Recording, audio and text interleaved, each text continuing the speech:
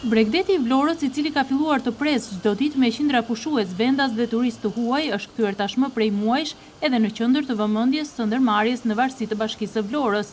Ndërmarrjet në varësi të Bashkisë së Vlorës, punën e tyre të përditshme e kanë përqendruar kryesisht në zonat bregdetare, duke mos lënë më njanë as zona të tjera të qytetit për të ushtruar aty aksione të përgjithshme të pastrimit.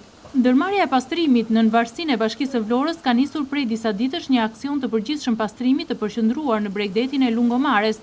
Aksion ky përqendruar kryesisht në pastrimin e bregdetit të Lungomares nga leshterikët, gurët e shumt si dhe papastërtitë. Siç mund të dallohet edhe nga pamjet të cilat janë filmuar këtë të martë nga televizioni 6+1 Vlora, po punohet me ritme dhe me orare të zgjatura në zonën pranë rapit në ujin e ftohtë.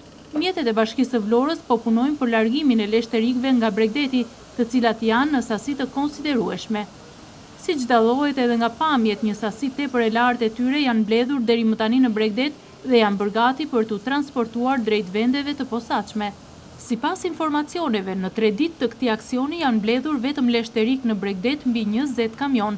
Pra do të duhen 20 rrugë drejt vendit të përcaktuar për depozitimin e tyre, që të mund të pastrohen mbetjet e nxjerra deri më tani. Por nuk mbetet me kaq, pasi sasia e leshterikëve e cila nxirret prej detit vazhdon të jetë tepër e lartë. Mes tyre nuk mungojnë as gurë të shumtë si dhe mbetje të ndryshme. Aksioni për pastrimin e bregdetit të Vlorës do të vazhdojë edhe në ditët në vijim, me vëmendje të dedikuar në të gjithë zonat bregdetare të Vlorës, duke u përqendruar jo vetëm në plazhin e ri, por edhe në bregdetin e plazhit të vjetër si dhe në Zvërnec.